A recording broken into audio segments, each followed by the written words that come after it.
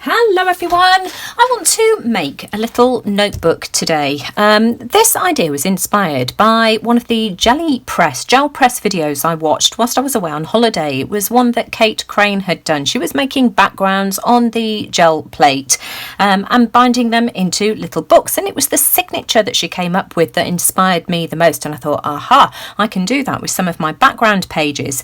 This is one of the backgrounds that I created for the Repeat After Me prompt in NinaRibena's Art Journal Prompts and More a couple of months ago, and I know lots and lots of you were doing some of these background pages, and of course I went off to my printers and had several of mine photocopied onto satin cardstock. So this is 300 GSM cardstock, and I'm going to use this for the covers for my little notebooks, journal, whatever you want to call it. Now this particular piece here, this is half of one of the copies that I had done, and this measures 29 centimetres by 21 centimetres, and what I am going to do is cut this into 3 equal pieces so I can get 3 sections that are 9.5 centimetres each.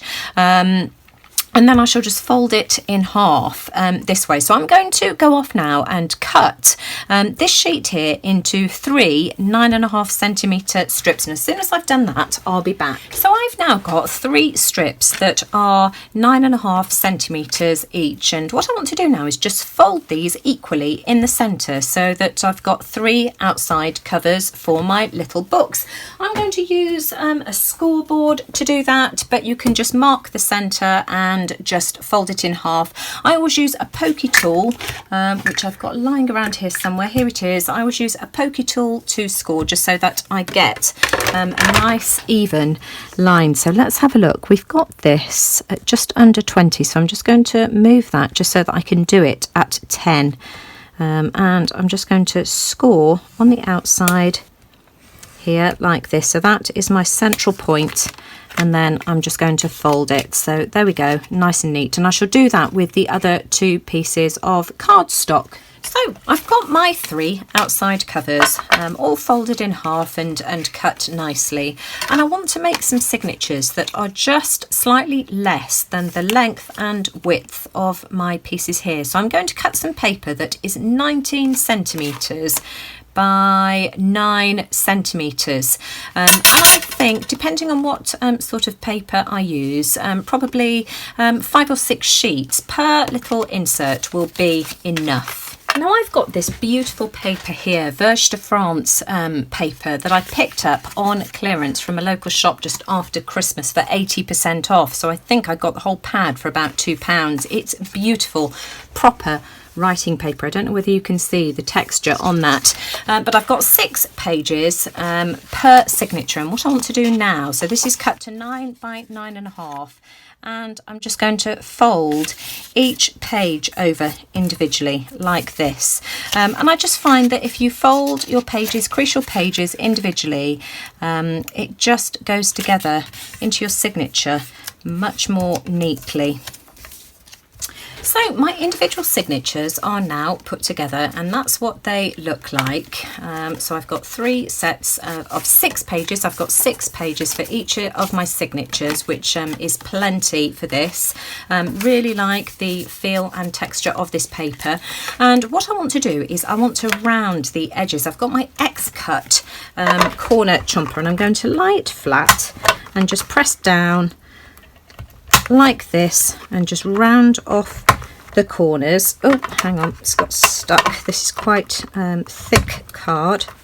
Oh, don't jam on me. But you get the gist. I'm going to go all the way around. I might need to trim that. Let me just see if I can get it back in. Oh, isn't that typical? This never ever happens when you do things off screen, and the second you get the camera going, something jams or goes wrong. There we go. And I'm going to do exactly the same with the pages as well, and I'm just going to do 2 at a time. So I'm going to keep them folded over like that, and then do the same thing, 2 pages at a time. Any more than that I think will just be too thick to go through this corner rounder. So let's do 2 more. Just make sure that you've got them nice and neatly together. There we go. And the last two, let's get those nice and neatly together. There we go. Put these back together again, and I just think that just finishes things off really nicely and just makes it look a bit more finished and professional.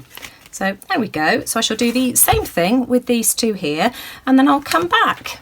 So I've got my 3 signatures now with my rounded pages, so that just looks really nice and neat. So that's that. Now before I bind my pages in, I want to ink around the edges of my covers, so I'm just going to remove the papers and put those safely out of the way so that I don't end up getting ink where I don't want it. And I'm going to be using Ranger archival ink. You want some kind of permanent ink if you want to do this, and I'm going to ink around the inside and outside of my cover. So I should just very quickly do the inside like this, and I just find that it gets rid of these white edges and again just makes it look more professional and gives your cover just a bit of a border. So that looks nice, and then I'll do exactly the same thing with the outside as well, and I'll do that to the other 2. Then I'm just going to quickly heat set that with my heat tool so that I don't get any ink on my nice cream paper, and then I shall go and wash my hands as well so that when I bind my pages in, you know, I've got no ink on my hands to smudge my nice clean pages. So I'm just very quickly just going around the outside edge just to heat set that. I want to get ready to sew my signatures into my covers, and so I'm just lining them up so that the gap is equal at both ends, and I'm just using paper clips just to hold my pages in place like this. You could use bobby pins or bulldog clips, whatever you've got, just something just so that those pages are held in place for when we're binding. So there we go, I've got an equal amount of gap at either end. Now I've done the same to all 3 of my signatures, and at this stage I want to figure out which I want as my cover, and I want to bind 2 of these covers to start off with. I think I want that one on the front, and then maybe that one with the, oh, there we go, that one on the back, and then I'll have that one in the centre like that. So that's how I want my signatures to go. So I want to bind the front and the back to start off with. So I'm just going to, for the time being, put that one to one side.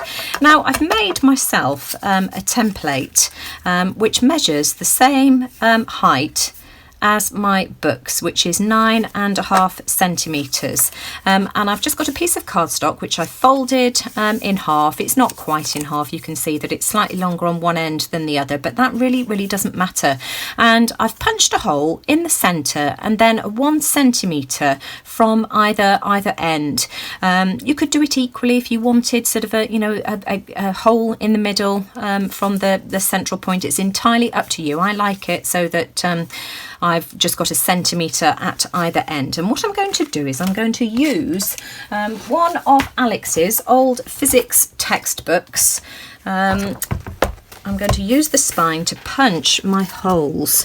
And what I want to do is just line this up so that it's exactly central like this.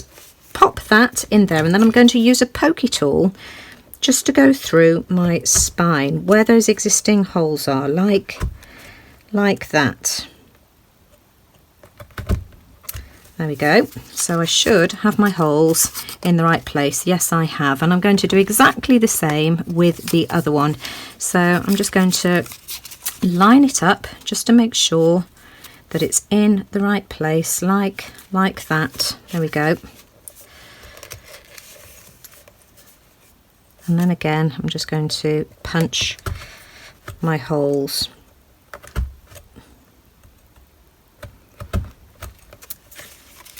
And then what I should do is let me just have a think about how I want to do this. No, I'm going to save that one until later. So what I want to do now is grab some thread and a needle. So this is the thread I'm going to be using, and this is just Stephen's grandmother's old cotton thread that she used for her sewing. It's very, very strong and very, very difficult to break. So I'm just going to find myself a long enough needle. So I'm just threading my needle here, and I'm using a double piece of this cotton. Let me just trim it. There we go, about twice the length of my book. So there we go, it's about double the length, and I'm going to tie a knot in one end. You don't have to do this, it's just that I find it easier if I do.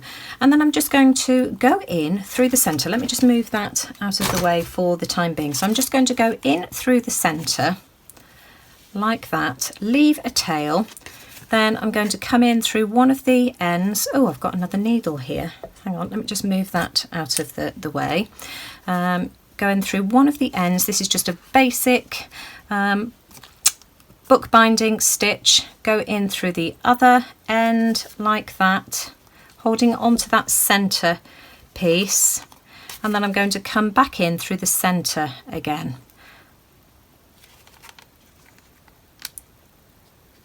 Of course, now that I'm on camera, I'm not going to be able to get it through, am I? Come on.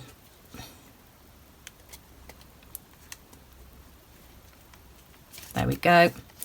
And I want to try and get my needle the other side of the original tail. So I'm just going to pull that taut now, and I'm going to pull it this way and that way, just so that I don't tear my pages. Cut that end off. And then I'm just going to tie it in a knot. So one knot, and then this time I'm going to go over twice. There we go. Pull it nice and tight, and then just trim off your ends. And I can take away my clips, and that's my first signature sewn in, all nice and neatly. Really happy with that. So I'm going to do exactly the same thing with the second one, and then I'll be back. So let me just show you the binding again. So in through the centre, and you can use any type of thread for this as long as it's nice and strong. You don't want a polyester thread because it just, you know, it's likely to break. But you could use baker's twine, you know, use whatever you had. Waxed cord would be perfect for this, but I don't have any at the moment. In through the outside, you can go in at one of the ends. It doesn't matter which end. I could have gone in at this end if I'd wanted to. It really doesn't matter. So pull that nice and tight, holding onto your centre, in through the other end, and then back in through the centre again. And let's see if I can find, oh, there we go, found it much easier this time. There we go. So pull that nice and tight, one way and one the other, just so that you don't tear your paper. Cut off my needle, and then again I'm just going to tie this in a knot. And then this time I'm going to go over twice. There we go. Pull that nice and tight, and then just trim off the excess. Take away my clips. So that's my front and back cover. So I want that as the front, and I think that one as the back. In fact, no, I think I quite like that as the back.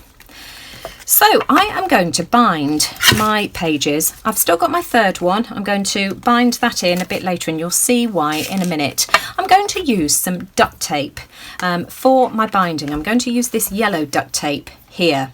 This is just a cheap one from, it's a duck style tape that I got from Aldi or Lidl for, I think it was £1.99 a roll, and this will do the job nicely. And I want a piece of duct tape that is the same width as my notebook, which is 4.5 centimetres. Is it 9.5 centimetres, isn't it? 9.5 centimetres. So what I'm going to do is I'm just going to put a piece of duct tape, and I shall trim this on my glass cutting mat. So I'm going to put a piece in the centre like that.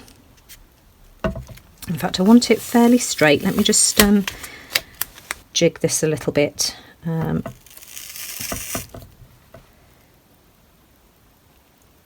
There we go, that will do. And I'm just going to trim that with my scissors. See if I can do this without shaking the camera. And I want that at 9.5 centimetres. So let me just grab a pencil and I'm just going to mark that. Would help if I've got my ruler the right way round, at 9.5 centimetres, which is there. And then I'm going to trim that with a craft knife.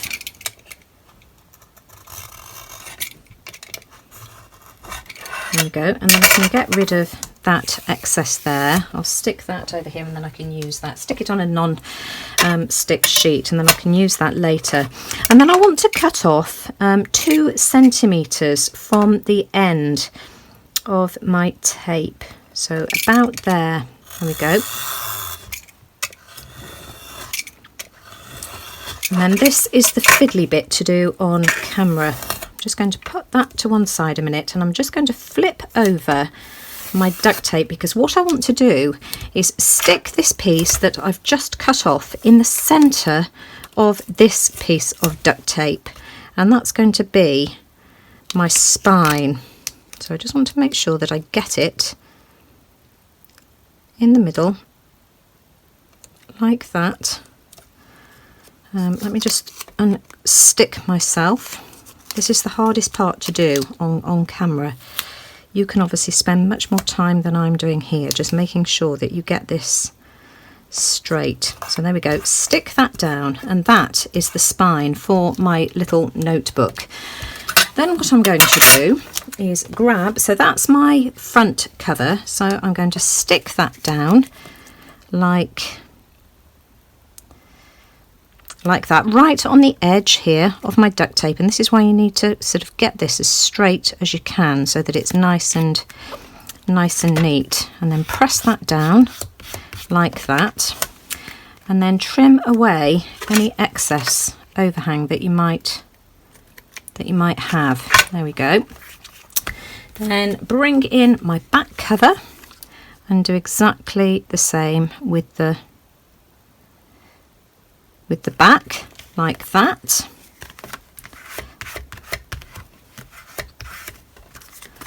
And so that is the basic binding for my book. And of course this, because I glued on that excess piece of duct tape, you know, this is nice and strong and of course isn't sticky.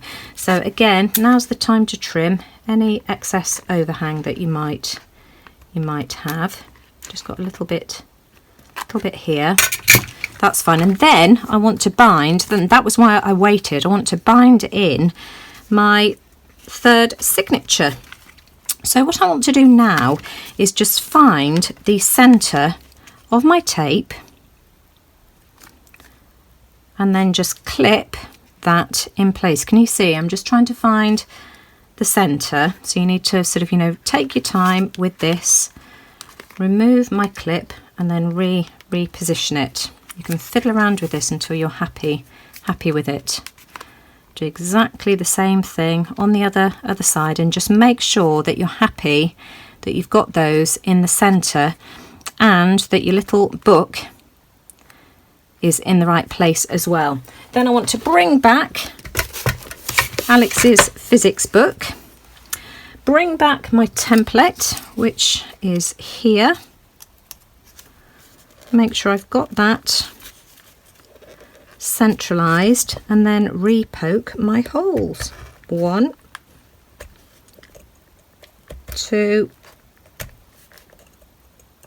3. There we go. And then I'm just going to sew that in. So again, I've got my piece of cotton thread. I'm going in through the centre in exactly the same way as I did before. Flip it over, go in at one of the ends. Here we go. You're just repeating that process all over again, in through the other end, or out through the other end, I should say, holding on to that central tail. Flip it over, in through the centre again. There we are.